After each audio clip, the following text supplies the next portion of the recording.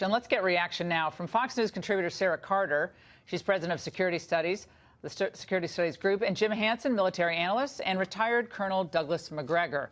All right, guys, a lot to unpack here. Sarah, let's start with you. What is your take tonight? I mean, the goal here is to provide a strong deterrence against the production, spread, and use of chemical weapons. We tried to do that last year. Was it done successfully last year? Apparently not, but this will. Well, this is a difficult situation because obviously Syrian President Bashar al-Assad, since he first launched chemical attacks in 2013 in Ghouta, and I remember being on the phone with doctors. Actually, I was talking to a doctor in Ghouta when the attack was launched, and I remember the horror that they were facing then. So we haven't seen it as a deterrent since then. I mean, Assad's continued to use this.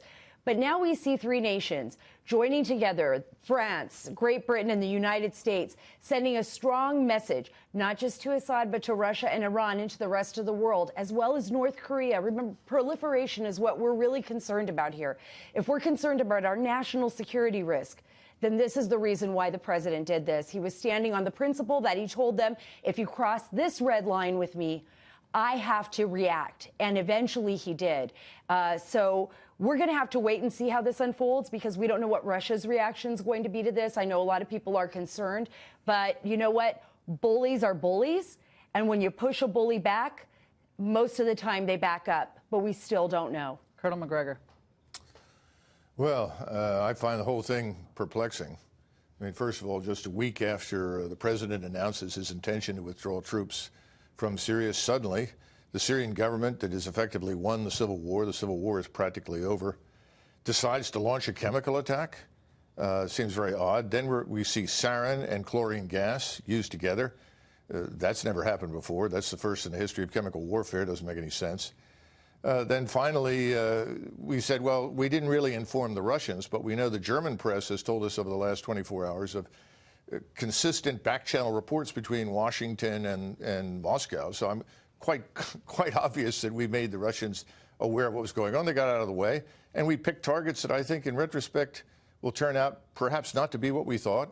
So I think this is another cosmetic attack that makes the morally righteous in Washington feel good, but changes nothing on the ground. Jim, South Sudan has had a 4-year civil war that's killed tens of thousands of people. Entire villages have been burned with flamethrowers, boys and girls locked in straw huts, lit on fire. There are atrocities committed every day all over the world, including in our strategic adversary, China.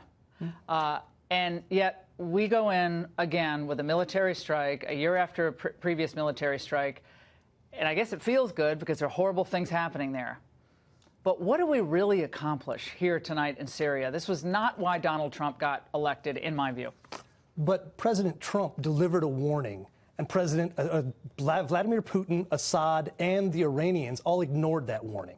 He delivered on the promise that he would retaliate if they did. He had to do that. Yeah, Otherwise, once he delivered the warning. Yeah, and it was the right thing to do. Yeah. We also have a strategic interest in Iran not becoming a land bridge to the Mediterranean. Maybe we shouldn't have gone into Iraq then, because that helped them. That's a bigger story. Yeah. But what President Trump did here is he delivered the correct message to the correct parties. What was blown up, it's important, but it's not the most important thing. The fact that we will deliver on our promises as the United States. And I thought, as Sarah said, I thought it was great that we put the band back together and that the U.S., the UK, and France acted in concert. That matters to the world to show that we are now a coalition of some of the strongest countries. Absolutely. And it stops that Shia crescent from developing. And that's something else that they're very concerned about is how Iran is moving across the Middle East. And who started? I mean, I just go back. And how did that start? I mean, there's a lot of dominoes falling in the Middle East, and sometimes when it feels good in the moment, the Iraq War, which I was all in favor of, then all of a sudden you look at 4 years later, you're like, well, what the heck? What's ISIS? What's happening? How we get out matters. Yeah. The end game in Syria matters. I still don't know. Oh, Sebastian, you're so smart. Why does Saddam Hussein? I see, I'm having all confused. Why did Assad decide to do this now, Sebastian, given the fact that Donald Trump, his instinct is, let's get the heck out of there. We've trillions of dollars spent in the Middle East. China is on the rise. We don't want to get bogged down there. And then the attack happens. Why did that unfold that way? Well, look, Laura, I know a lot of people are queasy tonight, but they should look. Colonel McGregor's being obnoxiously obtuse. The president needs to be listened to. This isn't about Rwanda. This isn't about Sudan.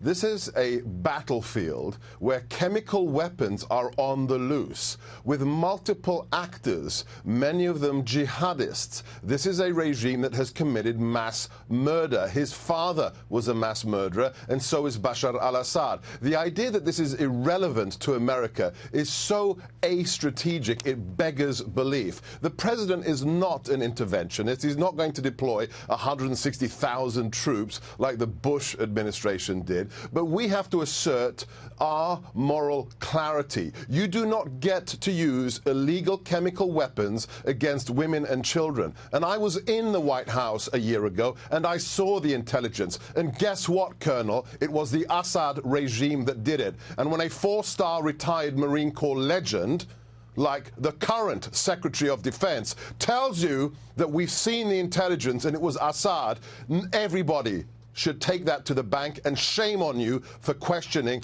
General Mattis, retired. Well, I've met General Mattis, and I'm happy to question it because I don't think General Mattis meant what he said. You don't have the clearances, and you haven't seen it, Colonel. Well, you'd be surprised at the clearances that I have. Have you seen intelligence? Have you seen intelligence? Sebastian, will you please calm down for a second? No, it's outrageous. We've been down this road before.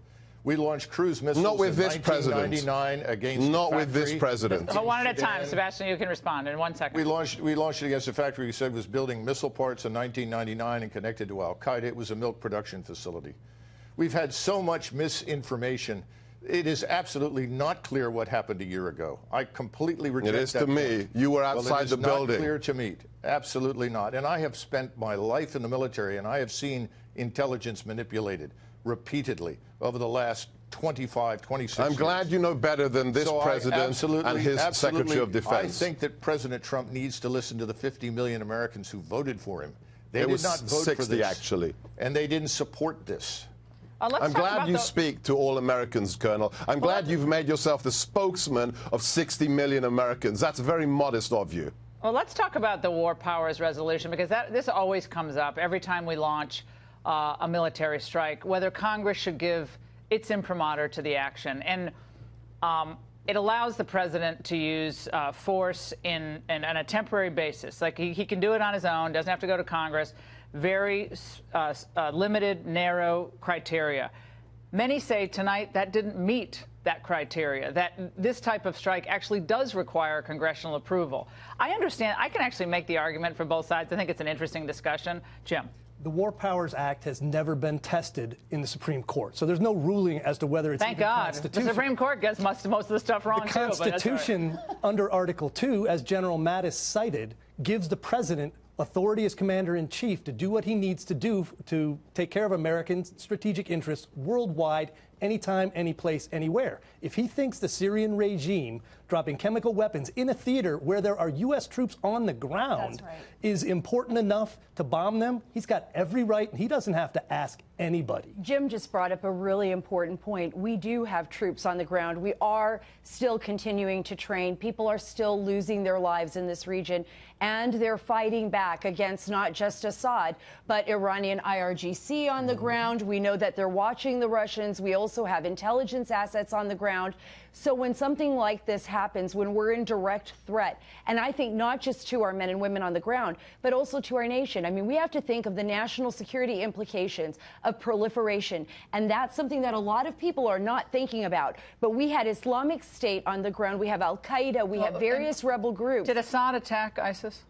Well, we did. Did Assad attack ISIS? You mean, did Assad attack ISIS? I heard a number of things. No. Look, not only was Assad, yes. I heard McCain was going to give the good rebels arms. I know. That never worked out so well. But look, right at the very beginning, the Free Syrian Army was being promised by the Obama administration that we are going to help supply you. When that didn't happen, you saw factions and divisions among the ground. People fleeing. It's a wild place. I mean, let's just face it.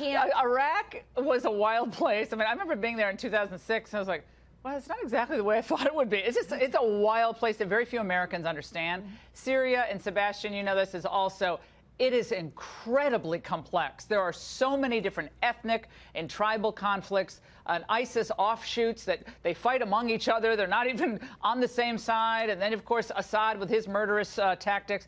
Why didn't Germany join us in this effort tonight? The biggest economy in the EU, such a critical ally of the United States, Sebastian. Where was Angela Merkel? The same Germany that told its ambassador in NATO that he is banned from using the word counterinsurgency when discussing NATO operations in Afghanistan, and it's just a humanitarian operation. That paper tiger. Look, I have to comment on what Sarah says. She's absolutely right in what Jim is saying.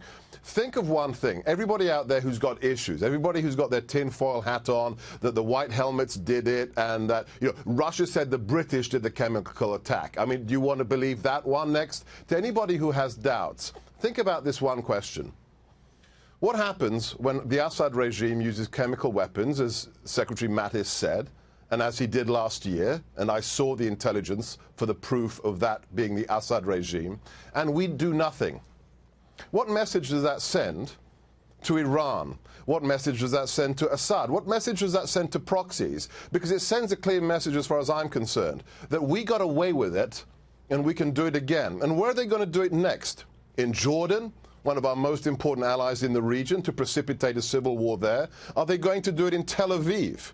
Are we prepared to let that genie out of the bottle? I, as an American, as a taxpayer, as somebody who believes that these kinds of weapons are illegal and should be responded to, I'm not prepared to pay that price. I understand everything you're saying, Sebastian, but my question is a simple one. We hear a lot about the international community. The international community this, the international community that. We're doing it for international norms. It's the worst thing ever. Of course, it's horrific to use any type of chemical weapon, nerve agent. It's beyond. We can't even comprehend it as Americans. So where's the world community? It's great that we have Britain and France. It's fantastic. I love it. But where the heck is the world community? It Where's doesn't Japan? exist. Where's everybody else? Without American leadership, there is no action. Yeah, well, we're out of money. We're out of money. We have no dough. It's not 1995 anymore, Sebastian. So we let children get gassed. I'm not saying that. But if we have a country that is desperately in debt and getting weaker and weaker and weaker, according to our debt year after year after year, at some point, somebody's going to have to pay the piper. And so about 2 blocks from here, we got like blocks of people living out on the street. Many of them are American veterans. But what's that got to do with national security? What does that got to do with moral rectitude? With moral rectitude is great, but if we are a broke nation, at some point the American people, forget about what we say on this panel tonight. I'm playing devil's advocate here because at some point the American people are going to say, you know something? I'm not voting for this anymore. They're going to elect like Elizabeth Warren. Fine. That's what I'm worried about. That's democracy. That's what I'm worried about. President Trump asked for a way out. All right. He said, I want to leave Syria. All right. We gave the plan to the National Security Council for a way for the regional allies to start taking over that, for Saudi Arabia to pay some of the freight, for the other Gulf nations. They don't have the capability to do this. This is the capability? No, they have big money. What are we talking about? We've seen enormous strides right now in the relationship between Saudi Arabia and Israel. And I can tell you, talking to sources in Israel, talking to sources in Saudi Arabia, there has been a big difference. And I think that shift is important because what Saudi Arabia is most concerned about is Iran. Yeah. And Saudi Arabia is willing to make amends with Israel to some extent, even offer their airspace. Well, Jared Kushner has actually done great work on that and gets no credit. Right. He's done great work, which we're going to hear a lot more about in the next coming weeks. McGregor. Look, I think your viewers should understand that Congress is a rubber stamp. It's not doing its job and hasn't done its job for decades. It's very comfortable sitting there and essentially turning everything over to the president until something really bad happens, at which point in time, of course, they will blame whoever is in the White House. Secondly, again, this is a facade. This is designed to look like something. It's nothing. We haven't changed anything. What are you talking about? It's designed to look like something. What we hit on the ground tonight is meaningless. How do you know that? It will not, because, look, the targets that count were the Russian targets. Without Russia, Assad would not exist.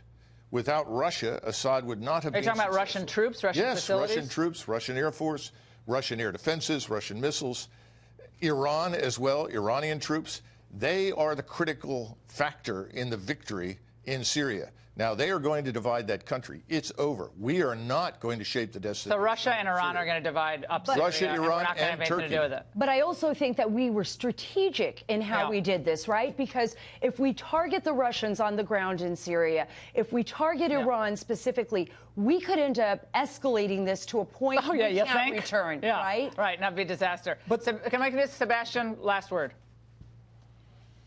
Just listen to what the president said. He said very clearly, we are not there to do some kind of intervention like in the Gulf War back in 2003. We are there to make a stand against one of the most heinous forms of weapons known to man that are illegal. And America as a brand, if we do nothing, then America as a nation starts to lose its meaning for what it represents. I know you believe in what that nation represents. You're a believer. You believe in the eternal values that our founding fathers instilled in our founding documents. If those documents mean anything today, we take this action. Yeah, I think we could all pull out quotes from the framers about foreign entanglements. It's not funny, Laura. I mean, it's not funny. But Sebastian, don't get on your moral high horse with me, okay? No. Like don't play that game. But you're making it like a joke. You're making it like a joke. What I'm saying, is you're raising the flag of the framers. I can quote an Alexander Hamilton and a George Washington to you tonight, where they're warning us about getting America entangled in foreign affairs over which we can have little effect. I'm not saying, all I'm saying is, I'm not saying it's applicable necessarily here, but we can't, the framers, I mean, it's a complicated situation.